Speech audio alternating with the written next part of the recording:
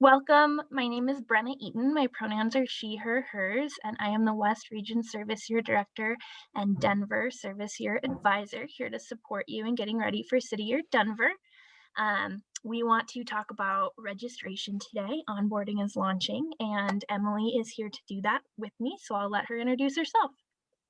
Hi, y'all. My name is Emily Thiemer. I use the pronoun she, her, hers, and proudly serve as an impact director with City Year Denver. I'll be helping Brenna go over some of this information with y'all, and I'll pass it back to Brenna to kick us off. All right, so we've talked about registration a little bit already. It's very important, and you must be here in person to complete your registration. So our registration days will be July 19th and 20th. You only need to be here for one of those days, and closer to the date, we'll send out more information about how you can sign up for registration, but do plan on being in town by July 19th so that you can be here in person for one of those days. And then just a reminder, our start date will be the following Monday on July 26th. So what you can expect to do during registration is to present staff with your documents so that we can verify your Americorps member eligibility, as well as help complete your I-9 form.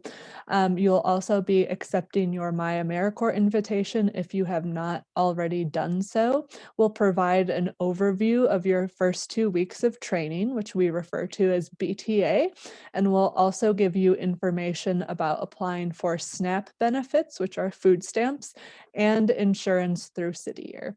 We'll go over some uniform sizing so we can make sure to order you the correct pieces that will keep you comfortable throughout the service year, and you'll also have an opportunity to request an RTD transportation pass. As we've mentioned before, you will need to gather your important documents prior to registration. The takeaways to note here are that all documents must be current and unexpired, as well as you cannot use a school ID to replace a government issue ID. We'll provide a little bit more in the examples to follow, as well as in the resources that we'll share with you. Great. So there's three important things that you need to bring to registration. The first one is a social security card, and you'll see here that all of these examples are bringing a social security card with them. So you'll need to bring that, and it shouldn't be laminated.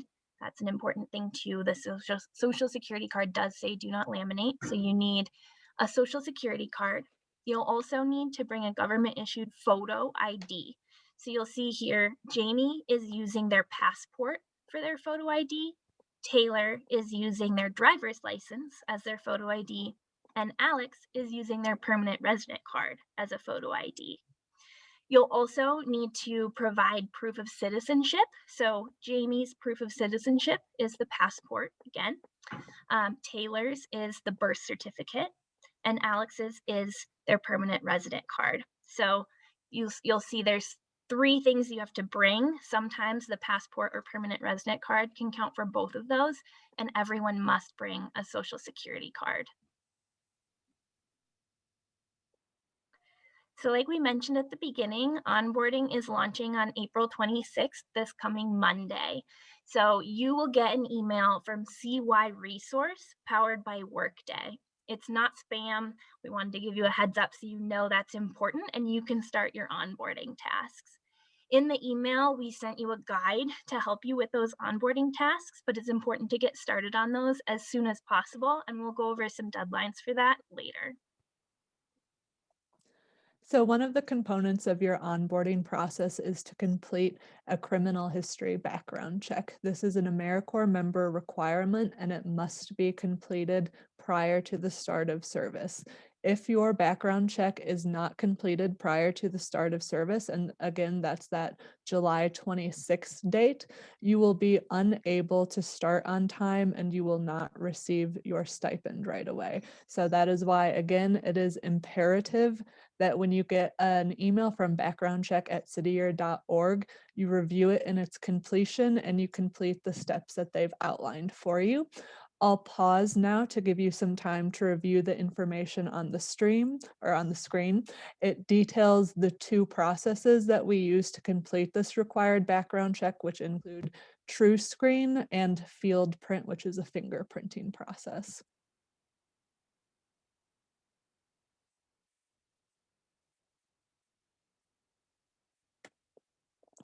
In addition to the Americorps requirement, our district requires that you create a or that you complete a separate background check through the Colorado Bureau of Investigation. We use the vendor Identigo. The requirement stipulates that you must complete this check prior to service with students, which won't occur until August. You will receive more information to come in the coming months. You will likely receive an individualized code upon registration that you'll be able to set up an appointment with once you get here in Denver. And then My Americorps is the federal database that all serving Americorps members need to be enrolled in. So you will receive an email if you have not served before from My Americorps at myamericorps.gov with instructions to accept this invitation. If you have already served a term of service before in an Americorps member program, your email will come from epayments at myamericorps.gov.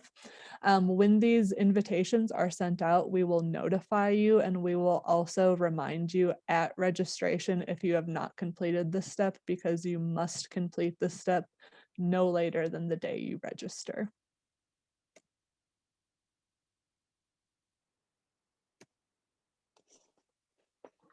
All right.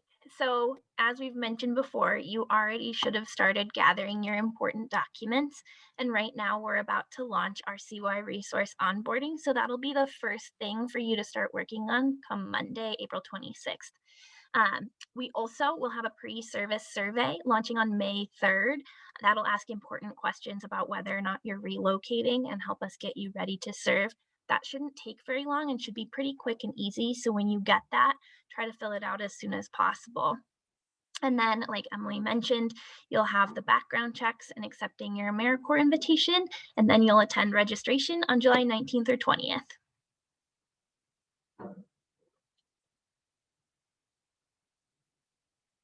All right. So, like I said, we have a couple of deadlines that it's critical that you meet. So, you'll need to complete your CY resource onboarding by May 16th. That's a Sunday. You'll also need to complete your pre service survey by May 16th. You'll need to complete your background checks by July 5th. And you should keep an eye out for an email from backgroundcheck@cityyear.org. And then if you have any missing documents that you can't locate, you should start replacing those right away as soon as you can because you must have those in your hand by July 18th.